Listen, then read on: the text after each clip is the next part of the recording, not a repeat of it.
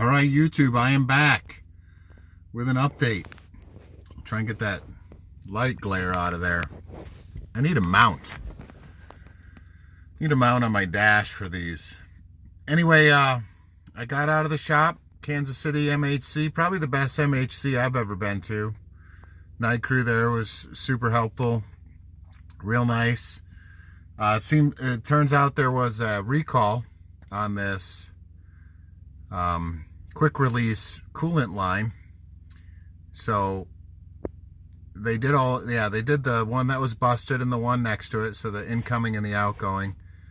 And then there's two in the back of the block that go to the tranny for transmission cooling lines, and they had the same kind of fitting, so they did those two, no charge. So tow turned out to be $400, $390, something like that. And then no charge on the work, but it did take about 5 hours.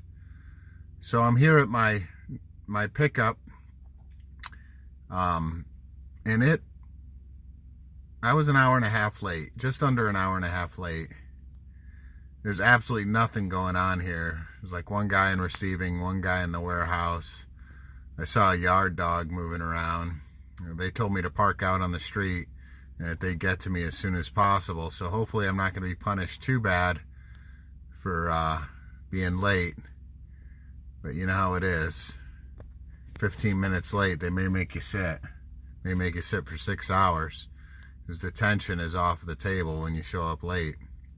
It is a convoy load, which stinks that I couldn't show up on time, because convoy is a piece of cake with detention.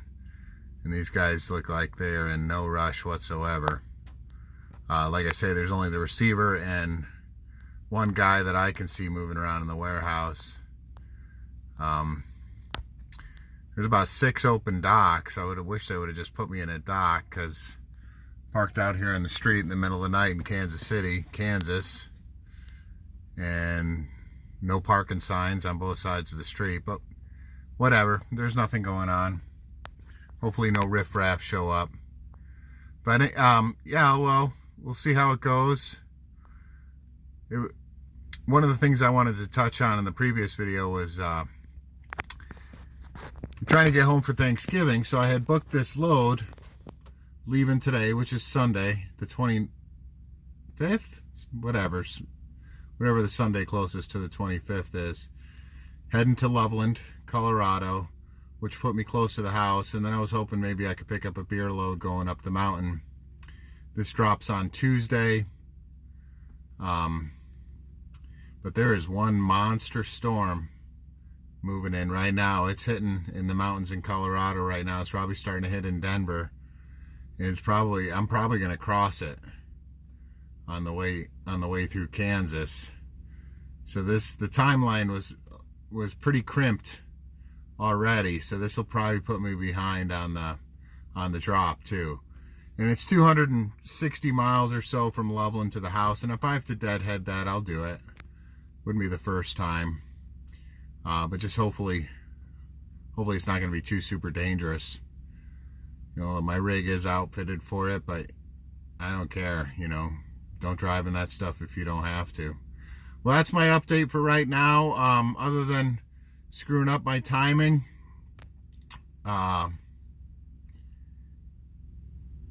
financially it wasn't horrible. $390 tow and nothing for parts, so amen for the warranty. But yeah, like I say, even if it wasn't under warranty, apparently it would have been covered anyway, because it was they're not calling it a recall, they're calling it a I forget what they called it, but whatever.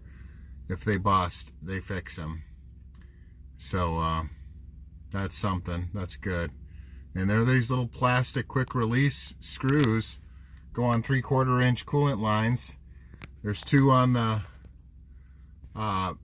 passenger side of the block toward the back of the block, and then there's 2 in the very back side of the block that run down to the tranny, and they're all plastic stock on 2016 T680s. So if you have those and you get the opportunity, you might want to take it into a dealer and see if they'll swap them out for free, because that's what they would have done for me, at least in Kansas City. Well, guys, stay safe. I'll look forward to catching up with you again, giving you more updates on what's going on. I'll be running some numbers here pretty quick. I'll try and bring those to you too. All right, guys, we'll see you.